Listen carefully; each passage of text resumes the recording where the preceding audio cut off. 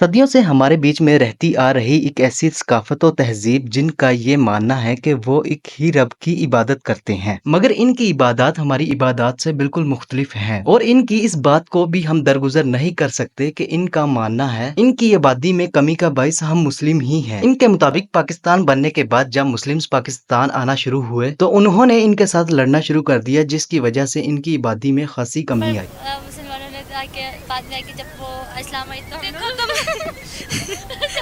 जब वो आए तो हम लोगों को मार मार के हम लोग को खत्म कर दिया। ये और सच क्या है। वाकई ही यहाँ की लड़कियां घरों से भाग जाती हैं या तो फिर ये इन पर इल्जाम लगाया जा रहा है। और वो फेक है। और कुछ ऐसे त्योहार जो सिर्फ आपको कैलाश की सरजमीन पर ही देखने को मिलेंगे। तो आज की वीडियो में हम इन ही बातों को जानने की कोशिश करेंगे। तो चलिए फिर वीडियो को कर लेते हैं स्टार्ट। अस्सलाम वालेकुम दोस्तों, कैसे हैं आप लोग? उम्मीद करते हैं अच्छे होंगे। कैलाश पाकिस्तान के जिला चित्राल की वादी कैलाश में आबाद एक कबीला है जिन्हें कैलाश भी कहा जाता है। इनके अबाओ इजदाद शाम से नकल मकानी करके चित्राल के रुम्बोर और बेम्बोरियत में आ बसे। चित्राल की वादी कैलाश में आबाद तहजीब के बासियों के इब्तदा से मुतालिक हतमी राय कायम करना मुमकिन नहीं और यहाँ के लोगों के नस्ली इजदाद का तयन करना भी मुश्किल है। ताहम इस जमन में दो नजरियात हैं। पहले तस्वुर में कैलाश कबीले के बारे में कहा जाता है कि वो अफगानिस्तान के रस्ते सिकंदर आजम के साथ आए थे और यहीं के होकर रह गए, जबकि एक राय ये है कि कैलाश यूनानियों की नस्ल से ताल्लुक रखते हैं। त्योहार कैलाश के लोग दो बड़े और दो छोटे त्योहार मनाते हैं जिनमें चिल्लम जोश और चौमोश शामिल है। चौमोश सबसे अहम और मशहूर त्योहार है जो 14 दिन तक जारी रहता है। ये त्योहार दिसंबर में मनाया जाता है। ये त्योहार इनकी इबादत भी है और सकाफत भी। चौमोस त्योहार इनके लिए रूहानी ताजगी के साथ साथ जिस्मानी मुसरत भी है। इस त्योहार में कैलाश के लोग अपने रब के लिए, अपने मरे हुए लोगों, रिश्तेदारों और अपने माल मवेशियों के लिए इबादत करते हैं और इनकी सलामती के लिए दुआ भी करते हैं। जश्नोक रस्म भी इस त्योहार में अदा की जाती है। इस त्योहार में 5 से 7 साल के बच्चों को नए कपड़े पहनाए जाते हैं। इस त्योहार के आखिरी 3 दिनों में, जिसमें इस त्योहार में मर्द और औरतें शराब पीती हैं और 3 दिन की रूपोशी के बाद ये लोग अपनी जगहों से बाहर निकल आते हैं, जिसके बाद ये लोग सारी रात एक जगह पर जमा होकर रक्स करते हैं और तो और गीत गाते हैं। ये इनका साल का आखिरी दिन होता है। इस त्योहार के आखिरी रोज लिविक बैग का त्योहार होता है जिसमें कैलाश कबीले के मर्द, खवातीन, बुजुर्ग और बच्चे नए कपड़े पहनकर मिलकर रक्स करते हैं और नए साल की खुशियां मनाते हैं। इन त्योहारों में औरतें सूती कपड़ों की लंबी कमीज पहनती हैं जिसे संगज कहते हैं। इनके लिबास में दिलचस्प पहनावा इनकी टोपी है जो कमर तक लटकी हुई होती है। कैलाश कबीले का दूसरा बड़ा त्योहार चिल्लम जोश है जो सर्दियों के इख्तिताम और मौसम बहार की आमद